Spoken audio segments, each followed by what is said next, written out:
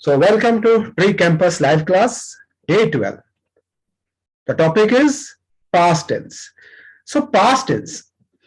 पिछले क्लास में हम लोगों ने जो टॉपिक पढ़ा था वो था प्रेजेंट टेंस. आई थिंक मैंने प्रेजेंट टेंस के चारों टेंस को मैंने क्लियर किया था, है ना. इंडेफिनिट, इंडेफिनिट जिसमें फर्स्ट फॉर्म और रूटीन वर्क होते हैं. कॉन्टिन्यूअस फॉर्म जो अभी हो रहा है राइट नाउ उसको आईएनजी फॉर्म से शो करते हैं. परफेक्ट जो काम आपने अभी कंप्लीट कर लिया है उसमें हैज हैव के साथ वर्ब की थर्ड फॉर्म. और परफेक्ट कॉन्टिन्यूअस जिसमें एक टाइम दिया होता है आपके वर्क करने का, उसको हैज बीन हैव बीन के साथ आईएनजी फॉर्म के साथ बनाते हैं. सो लास्ट क्लास में हम लोगों ने प्रेजेंट टेंस को क्लियर कर लिया था. सो आज हम लोग जो बात करेंगे वो करेंगे पास्ट टेंस की. सो पहले तो ये जान लेते हैं कि पास्ट टेंस क्या होता है. तो पास्ट टेंस हमारा कोई भी एक्शन जो पास्ट में हुआ वो पास्ट टेंस में हो जाएगा. यानी कि आज जो हम बात करेंगे उसका प्रेजेंट से कोई रिलेशन नहीं होगा, ना ही किसी फ्यूचर से. मतलब टोटल जो भी हमारा एक्शन होगा वो टोटल पास्ट का होगा. मतलब उसका प्रेजेंट से कोई कनेक्शन नहीं होगा, फ्यूचर से कोई कनेक्शन नहीं होगा. जितने भी एक्शन आपने पास्ट में किए हैं वो सारे एक्शन कहां आएंगे? पास्ट में आएंगे. ठीक है, यू नो वेरी वेल. अभी क्या होता है कि अभी सामने वाले को कैसे पता चलेगा कि मैं पास्ट में बात कर रहा हूं या मैं प्रेजेंट में बात कर रहा हूं? तो मैंने आपको बताया था इसके लिए आपको वर्ब पर फोकस करना होगा. ठीक है ना. तो पास्ट को बताने से पहले एक बार फिर से मुझे थोड़ा सा प्रेजेंट में जाना पड़ेगा. तो देखिए अगर फर्स्ट फॉर्म कोई बोलता है, फर्स्ट फॉर्म लगा के, जैसे कोई बोलता है आई ड्रिंक टी, तो आप ये समझिएगा ये उसकी एक रूटीन वर्क में शामिल है, ये उसकी हैबिट है, मतलब वो चाय पीता है. अगर कोई बोलता है आई एम ड्रिंकिंग टी, तो आप ये समझिएगा कि उसके हाथ में कप है और वो चाय पी रहा है. अगर कोई बोलता है आई हैव ड्रंक टी, तो इसका मतलब ये है कि उसके हाथ में चाय थी और वो चाय पी चुका है और उसने कप को रख दिया है, और इसलिए अब वो कह रहा है कि मैं चाय पी चुका हूं. और अगर कोई कहता है I have been drinking tea for 15 minutes, तो इसका मतलब वो पिछले 15 मिनट से चाय पी रहा है. तो ये हमारा प्रेजेंट का कॉन्सेप्ट था. पर आज जो हम बात करेंगे वो पास्ट ही करेंगे, क्योंकि कल के जितने भी कॉन्सेप्ट थे वो सब प्रेजेंट के थे, मतलब जो प्रेजेंट को शो करते थे. आज के जितने हम लोग बात करेंगे वो होंगे जो पास्ट को शो करेंगे. मतलब हर एक्शन जो होगा वो हमारा पास्ट में ही होगा, पास्ट में होगा, पास्ट में ही खत्म हो जाएगा, प्रेजेंट से उसका कोई ताल्लुक नहीं होगा. समझ गए? Yes sir. सो अभी कैसे पता करेंगे? तो हम पहले आते हैं सिंपल टेंस में, यानी हमारे प्रेजेंट पास्ट इंडेफिनिट में आते हैं. तो पास्ट इंडेफिनिट को बहुत ही सिंपली हम लोग शो करते हैं सेकंड फॉर्म लगा के. कोई भी आपने एक एक्शन पास्ट में किया है और अगर उसको एक्सप्रेस करना है तो आपको सिंपली सेकंड फॉर्म यूज करनी होगी. ठीक है. जब हम सेकंड फॉर्म लगा देते हैं तो सामने वाला क्या समझेगा? सामने वाला समझेगा कि मैं पास्ट की बात कर रहा हूं. जैसे अगर मैं ड्रिंक की जगह पे ड्रैंक बोलता हूं, आई ड्रैंक टी, तो आप क्या समझेंगे?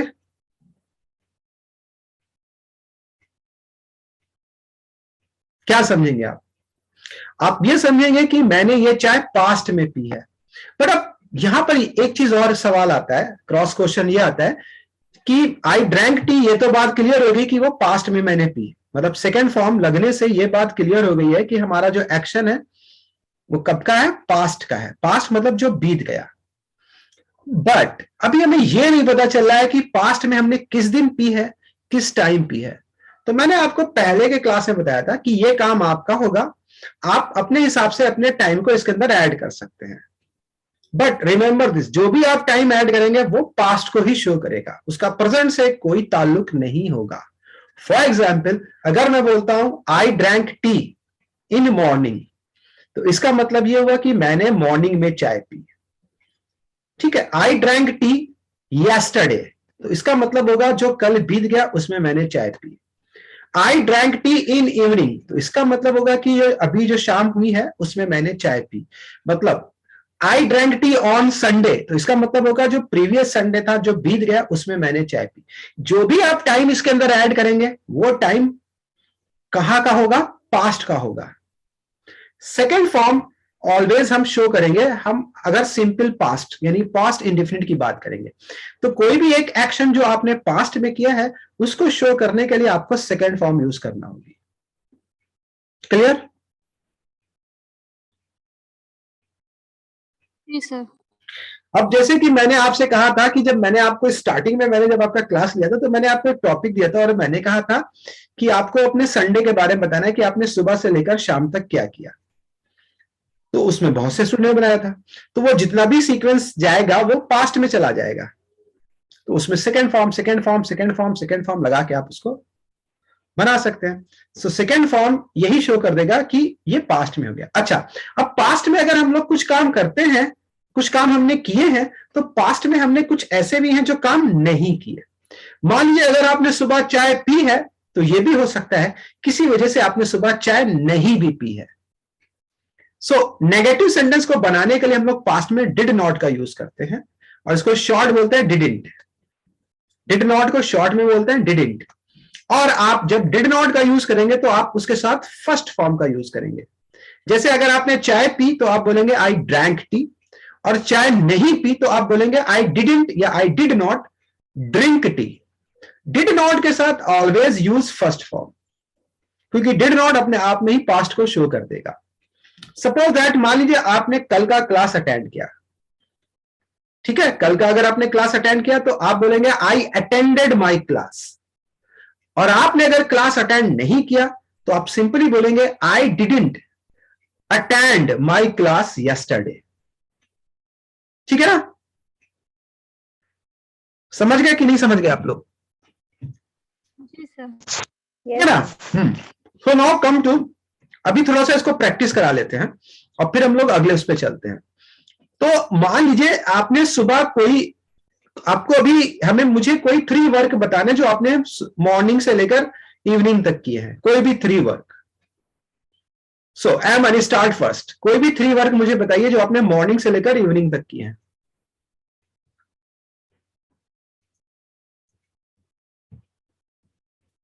ओके, जसबी?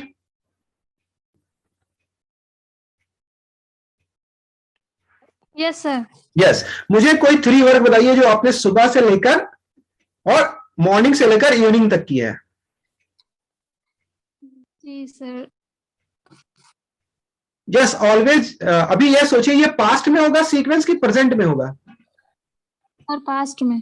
तो क्या कौन सी फॉर्म यूज करेंगी, फर्स्ट फॉर्म की second form? Sir second form. बस good. Sir, I ate my lunch at 2 o'clock. आप 8 नहीं लिखिए, आप लंच के लिए आप आई हैड माई लंच बोलिए। हैव की सेकेंड फॉर्म हैड, ये ज्यादा अच्छा है। या टुक बोल दीजिए, आई टुक माई लंच या I had my lunch. Next next next.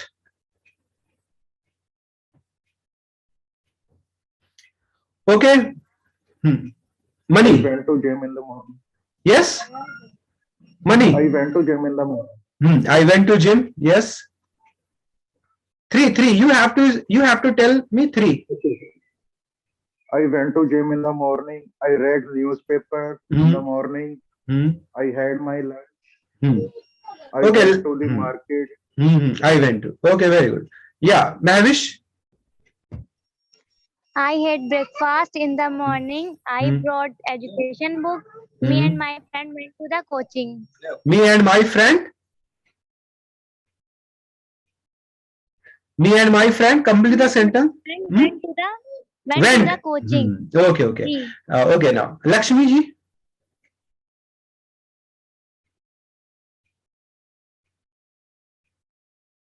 Okay, Shubham.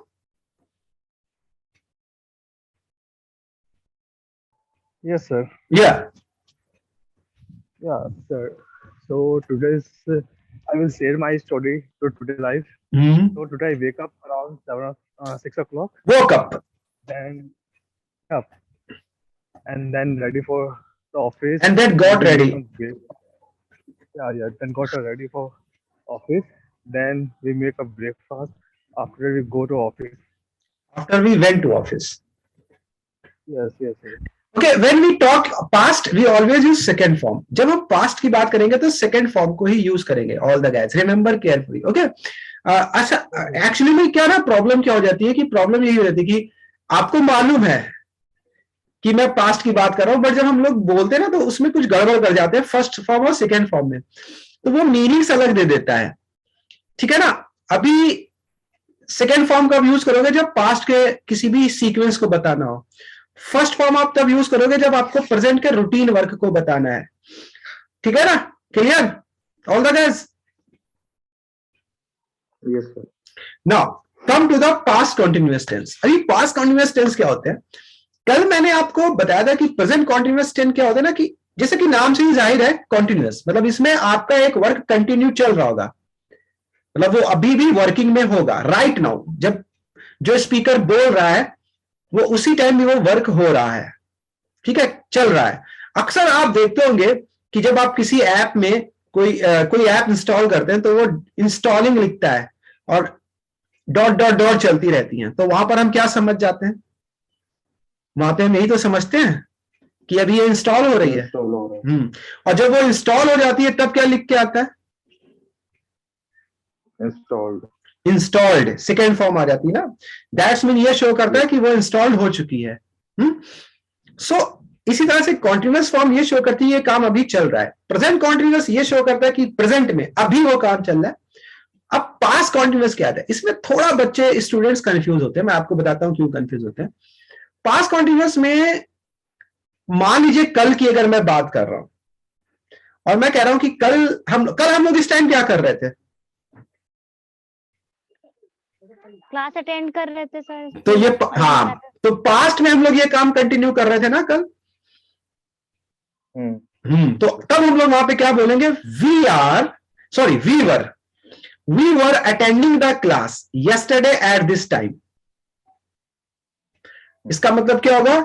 Eight this time, इस टाइम पे आप यस्टरडे मतलब कल क्या कर रहे थे? क्लास कर रहे थे। मतलब पास्ट में एक दिए हुए टाइम पे काम चल रहा था।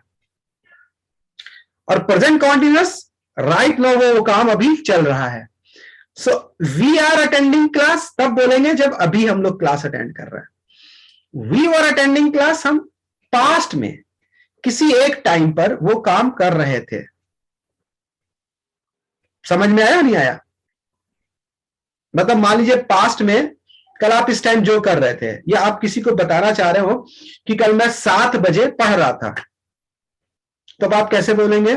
I was reading eight this time. ठीक है, मतलब पास्ट में जब कोई काम चल रहा है किसी एक टाइम पे, तो वहां पर हम लोग वॉज वर्ड का यूज करेंगे। और प्रेजेंट में अगर कोई एक काम अभी चल रहा है तो हम लोग क्या यूज करेंगे? Is am are. सिंपल सी प्रोसेस है, बस आपको इतना ध्यान रखना है। पास्ट में हम लोग वॉज वर्ड का यूज करेंगे और आईएनजी फॉर्म के साथ, एंड प्रेजेंट में इज एम आर और आईएनजी फॉर्म के साथ। ठीक है, मान लीजिए कल रात 9 बजे आप टीवी देख रहे थे, तो आप कैसे बोलेंगे?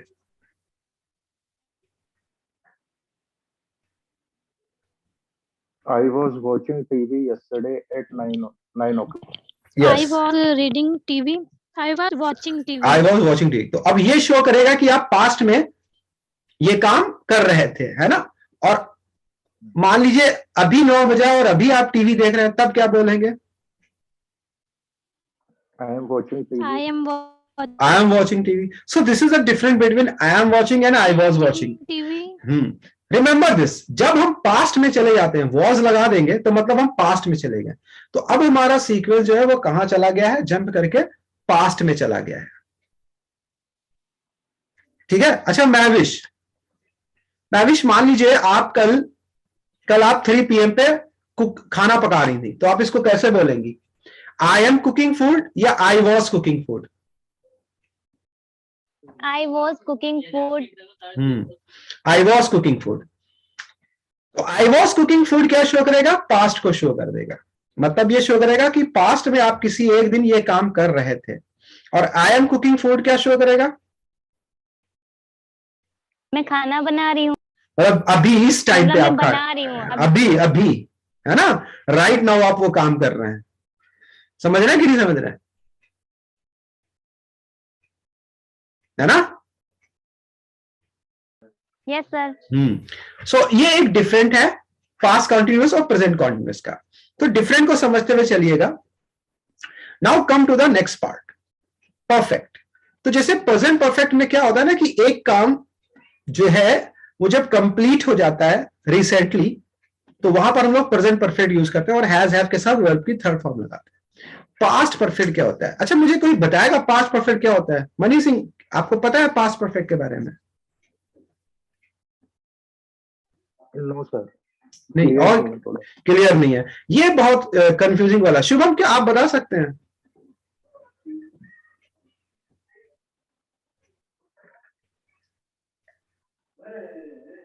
ओके, महविश, जज्बी। अब मैं आपको बताता हूं पास्ट परफेक्ट क्या होता है। एक्चुअली में जैसे प्रेजेंट परफेक्ट में क्या होता है ना कि एक वर्क पास्ट में शुरू होता है और प्रेजेंट में खत्म होता है। ये प्रेजेंट परफेक्ट की पहचान है, क्योंकि प्रेजेंट है तो प्रेजेंट से ही रिलेट करेगा, पास्ट है तो पास्ट ही, मतलब इसके अंदर दो एक्शन होते हैं, दो एक्शन समझ लीजिए या दो वर्क। ये दोनों वर्क पास्ट में ही शुरू होंगे एंड पास्ट में ही खत्म होंगे। ठीक है, दो टास्क होंगे, दोनों टास्क पास्ट में ही शुरू होंगे एंड पास्ट में ही क्या हो जाएंगे? खत्म हो जाएंगे। इसके साथ ही साथ एक बात और इसमें ध्यान रखिएगा कि ऑब्वियसली जब दो वर्क होंगे तो एक वर्क पहले कंप्लीट होगा और एक वर्क बाद में कंप्लीट होगा। ठीक है, अब जैसे कि फॉर एग्जांपल हम लोग जब हमने कभी ग्रामर पढ़ी होगी तो आपने पढ़ा डॉक्टर के आने से पहले मरीज मर गया था, ऐसे सुना है टेंसेस? हाँ, पुलिस के आने के बाद चोर पकड़ लिया गया था। तो ये हिंदी में पढ़े होंगे। सो हाँ, तो ये जो दिस टाइप ऑफ सेंटेंस होते हैं आफ्टर और बिफोर वाले, ये जो होते हैं वो पास्ट परफेक्ट में आते हैं।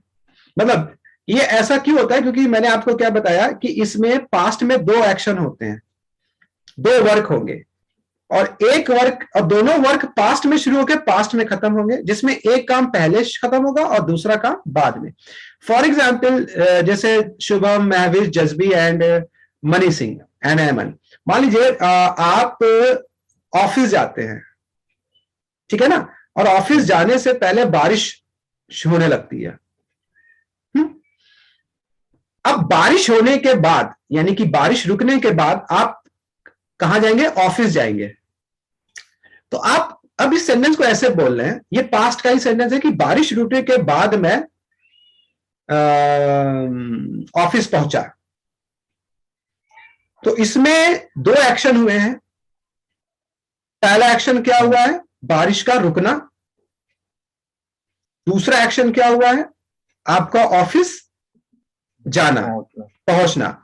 और ये दोनों एक्शन पास्ट में ही हुए हैं, बट इन दो एक्शन में एक काम पहले हुआ है और एक काम बाद में हुआ है। पहले कौन सा काम हुआ है? बारिश का रुकना। और उसके बाद आपका ऑफिस जाना। तो इसका पूरा जो पास्ट परफेक्ट है ना, इसका एक पूरा वीडियो है और एक पूरा क्लास होगा जिसमें मैं आपको विद स्लाइड समझाऊंगा। So don't worry about it. आज के मैं केवल पास्ट के बारे में बता रहा हूं। तो आप सिंपली इसको ऐसे बोलेंगे कि जो काम पहले हुआ है, पहले क्या हुआ है, मतलब बारिश रुकी है, तो उसको परफेक्ट में बनाएंगे। तो परफेक्ट में बनाने का तरीका होता है उसमें हैड के साथ वर्ब की थर्ड फॉर्म लगाते हैं। तो मैं इसको ऐसे बोलूंगा कि आई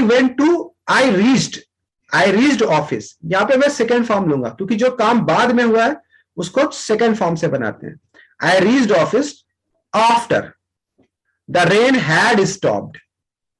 I reached office after the rain had stopped. जो काम पहले होगा उसको वर्ब की हैड प्लस वर्ब की थर्ड फॉर्म से बनाते हैं।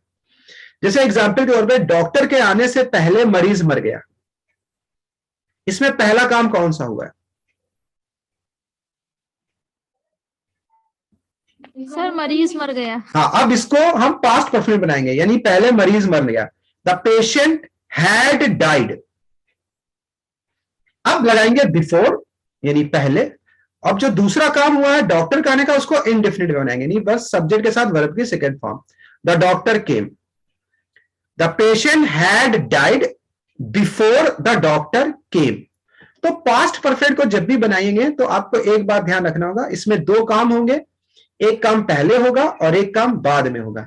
तो जो पहले वाला काम होगा उसको परफेक्ट में बनाएंगे, यानी हैड प्लस वर्ब की थर्ड फॉर्म, और जो काम बाद में होगा उसको सिंपली पास्ट इंडेफिनिट यानी सब्जेक्ट प्लस वर्ब की सेकंड फॉर्म। बस इतना सा ध्यान रखना है, ठीक है। अब फॉर एग्जाम्पल मान लीजिए कल की बात है, कल पास्ट हो गया कि प्रेजेंट है? पास्ट हो गया। अब कल मान लीजिए कोई दो काम एक साथ हुए आपके, जैसे सपोज दैट आपकी फ्रेंड आई और आपकी फ्रेंड के आने से पहले आपने खाना बना लिया, ठीक है। एक मिनट, जस्ट मुझे थोड़ा सा 1 मिनट टाइम दीजिए, जस्ट मिनट। तो आपकी फ्रेंड आई और आपकी फ्रेंड के आने से पहले आपने क्या कर लिया, खाना बना लिया। तो इसमें दो काम हुए हैं ना, बताइए। Yes sir. तो कौन से दो काम हुए जरा मुझे बताएंगे? सर खाना भी बन गया और फ्रेंड के आने से पहले। हाँ, तो आपके फ्रेंड के आने से पहले खाना बन गया, ठीक है। तो अब इसको जरा मुझे ट्रांसलेट करके इंग्लिश में बोलिए, कैसे बोलेंगे?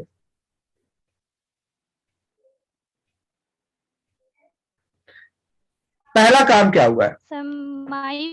पहला काम क्या हुआ है? सर खाना बना। हाँ, तो इसको पहले बनाइए, आई हैव कुक्ड फूड। क्या बोलेंगे? I have cooked food, cooked food. और बिफोर माय फ्रेंड केम। हाँ, before my friend came, before. हाँ, तो इसमें सो सेकंड है अगर एक्शन, इसको सेकंड फॉर्म के साथ बनाएंगे और पहले एक्शन को हैड प्लस वर्ब की थर्ड फॉर्म के साथ बनाएंगे। तो ये हमारा होता है पास्ट परफेक्ट, जिसके बारे में डिटेल से आगे वीडियो है, उसमें आपका विद स्लाइड्स एंड रूल के साथ आपका क्लियर हो जाएगा। And now come fourth, past perfect continuous. तो past perfect continuous just like present perfect continuous, क्योंकि प्रेजेंट परफेक्ट कॉन्टिन्यूअस में एक काम चल रहा है और उसके साथ उसमें एक टाइम को शो किया जाता है कि ये काम इतने टाइम से चल रहा है। ठीक इसी तरह से पास्ट परफेक्ट कॉन्टिन्यूअस भी एक टाइम, एक वर्क को कंटिन्यू बताएगा कि ये काम चल रहा था लेकिन ये पास्ट में चल रहा था और उसका एक टाइम दे दिया जाएगा। जैसे मान लीजिए कल आप 3 बजे से पढ़ रही थी, कल आप 3 बजे से पढ़ रही थी, तब आप उसको बोलेंगी I had been reading since 3 PM। Past perfect में हैड बीन लगता है और हैड बीन के साथ वर्ब की third form, sorry ING form लगती है, और इसमें भी सेम सिंस या फॉर लगाएंगे। तो ये हमारे 4 पास्ट हो गए। तो पास्ट इंडेफिनिट सिंपली हम लोग क्या लगाएंगे, वर्ब की सेकेंड फॉर्म। पास्ट कॉन्टिन्यूअस हम लोग वॉज वर्ब के साथ आईएनजी फॉर्म लगाएंगे। Past perfect had plus verb की थर्ड फॉर्म, और past perfect continuous had been plus verb की आईएनजी फॉर्म। तो यहां आपको एक बात और पता चली होगी कि अगर डू और डस प्रेजेंट है तो डिड पास्ट है, अगर इज एम आर प्रेजेंट है तो वॉज वर्ब पास्ट है, अगर हैज हैव प्रेजेंट है तो उसका हैड पास्ट है। समझे कि नहीं? जी सर। मतलब अगर इज एम आर प्रेजेंट है तो पास्ट क्या है इसका? इज एम आर का पास्ट क्या है? Was verb. हाँ, और अगर डू डस प्रेजेंट है तो इसका पास्ट क्या है? डिड। और अगर हैज हैव प्रेजेंट है तो इसका पास्ट क्या है? हैड। मैं क्यों बता रहा हूं, क्योंकि अगर आप हैज हैव लगाएंगे तो वो प्रेजेंट को शो कर देगा, हैड लगाएंगे तो पास्ट को शो कर देगा। इज एम आर प्रेजेंट को शो करेगा, वॉज वर्ब किसको शो कर देगा? पास्ट को शो करेगा। ठीक है ना? फर्स्ट फॉर्म प्रेजेंट को शो करेगी, सेकेंड फॉर्म किसको शो करेगी? पास्ट को शो करेगी। रिमेंबर दिस, पास्ट के सीक्वेंस में जब भी हम कोई पास्ट की ये चीजें लगाते हैं तो वो पूरा सीक्वेंस हमारा कहां चला जाता है? पास्ट में ही चला जाता है, उसका प्रेजेंट से कोई लेना देना नहीं होता है। तो ये चीज समझ गए कि नहीं आप लोग? Yes sir. ओके, तो अब जरा मैं कुछ क्वेश्चंस करूंगा और आपको मुझे इसके आंसर देने होंगे कि what is the difference between in this sentence. मान लीजिए अगर मैं कहता हूं कि आई play cricket, so what is the meaning of this sentence, मतलब आप क्या समझेंगे इससे? मैं क्रिकेट खेलता हूँ। हाँ, क्रिकेट खेलता हूं, इसका मतलब यह होगा कि मैं क्रिकेटर हूं, मैं क्रिकेट खेलता हूं। Now I am playing cricket, मैं मैं क्रिकेट खेल रहा हूँ। मतलब मैं ग्राउंड पे हूं, मेरे हाथ में बैट है और मैं क्रिकेट खेल रहा हूं। ओके, मैं आई हैव प्लेड क्रिकेट।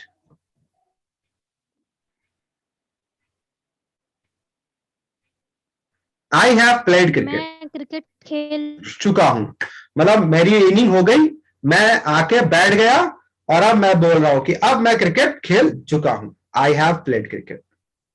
अच्छा, नाउ आई प्लेड क्रिकेट।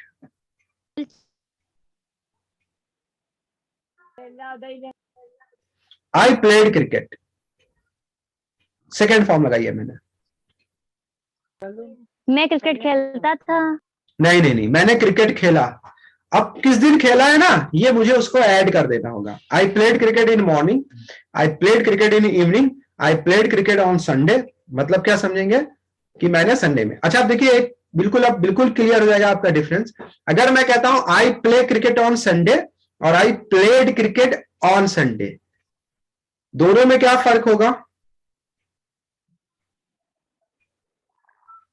मैं संडे को क्रिकेट खेलता हूँ और मैंने संडे को क्रिकेट खेला। बिल्कुल सही। मतलब आई प्ले, अगर हाँ बिल्कुल सही। अगर मैं फर्स्ट फॉर्म लगा दूंगा, हाँ, इसका मतलब ये रहेगा कि मैं हर संडे को क्रिकेट खेलता हूं। जब भी संडे आता है मैं क्रिकेट खेलता हूं। और I played cricket on Sunday ये शो करेगा कि पास्ट का कोई एक संडे था और उस संडे में मैंने क्रिकेट खेला। Clear? I was playing cricket, ये शो करेगा कि पास्ट में किसी एक दिन मैं क्रिकेट खेल रहा था, ये काम मैं कर रहा था। So this is the difference between present tense and past tense. I hope आपको ये चीज क्लियर हो गई होगी अब।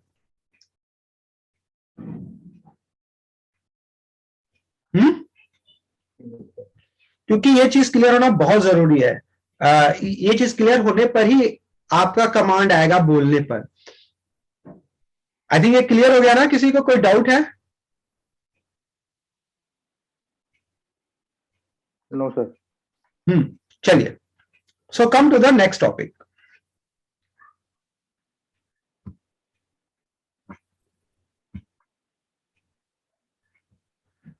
मैंने पिछले कई यूज आपको बताए हैं और उनको आप लोग यूज कर रहे हैं कि नहीं?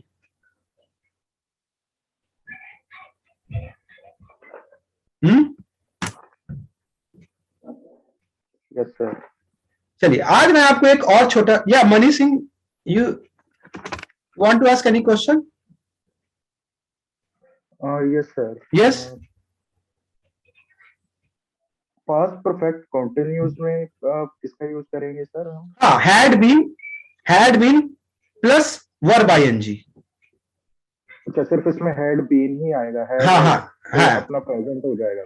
हाँ, अगर हैज हैव करेंगे तो प्रेजेंट हो जाएगा। मैंने इसीलिए आप लोगों को बताया था कि आपको जैसे हैज हैव प्रेजेंट है तो उसका पास्ट हैड है, ठीक है। इज हमारा प्रेजेंट है तो उसका, हाँ, इसमें सिंगुलर और प्लूरल वाला नहीं, उसमें कोई, हाँ, केवल हैड लगेगा। एवरी सब्जेक्ट के साथ क्या लगाना है?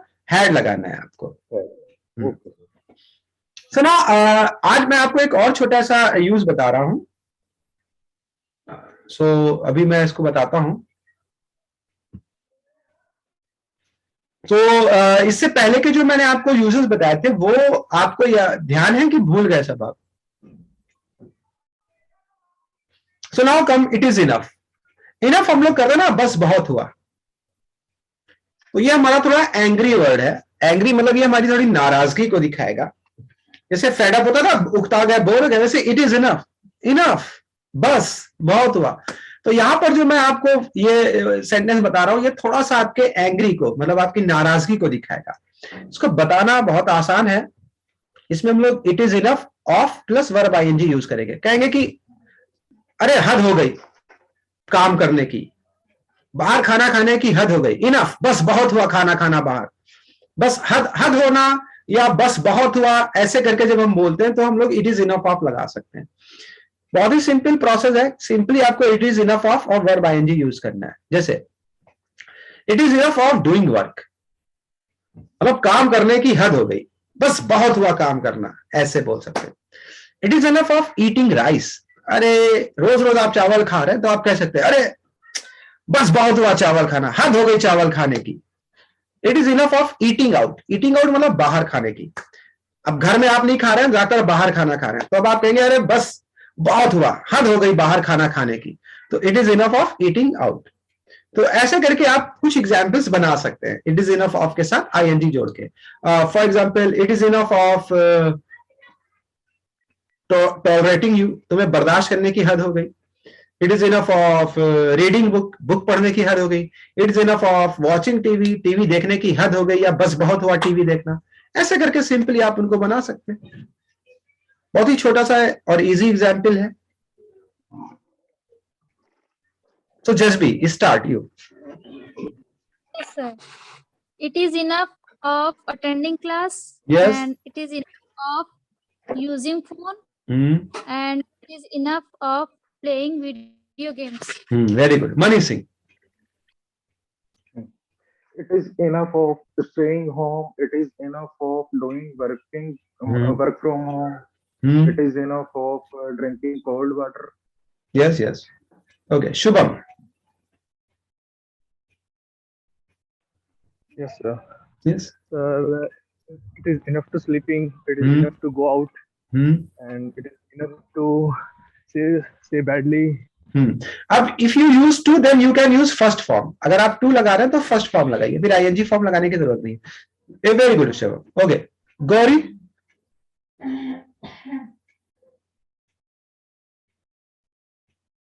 Gauri. Okay, Aman.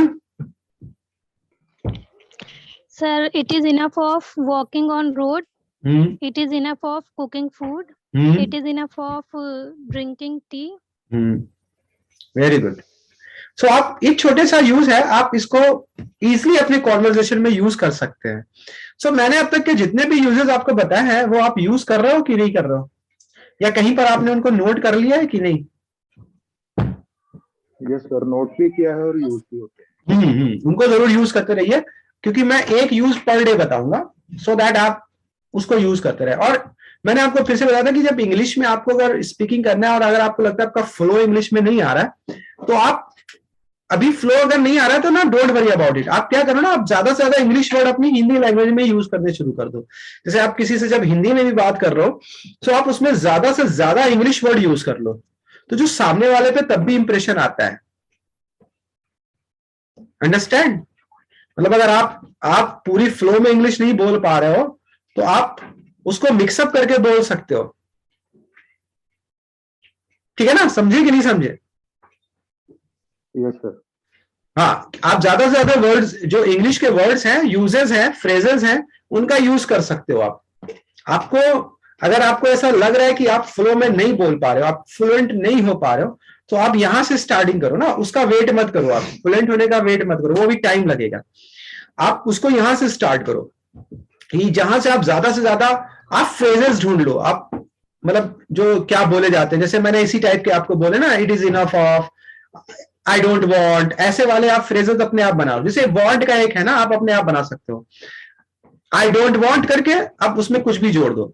I don't want to eat mango, I don't want to go there, I don't want to play match, I don't want to sleep, I don't want, I don't want, I don't want, और इसमें to लगा के action, to लगा के action, to लगा के action. मतलब आपको कोई और स्किल की जरूरत नहीं, आप चाहें तो खुद से आप अपने आप फ्रेजेस बना सकते हैं। समझ रहे हैं? अगर आप नहीं चाहते तो आप I do not, I don't want भी कर सकते हैं, या आई वांट कर सकते हैं। जैसे आप नहीं चाहते हैं चाय पीना, तो I don't want to drink tea, I don't want to play match, I don't want to watch TV, I don't want to live with her, I don't want to see you again, I don't want to play match. ऐसे आप बहुत से sentence बना सकते हैं।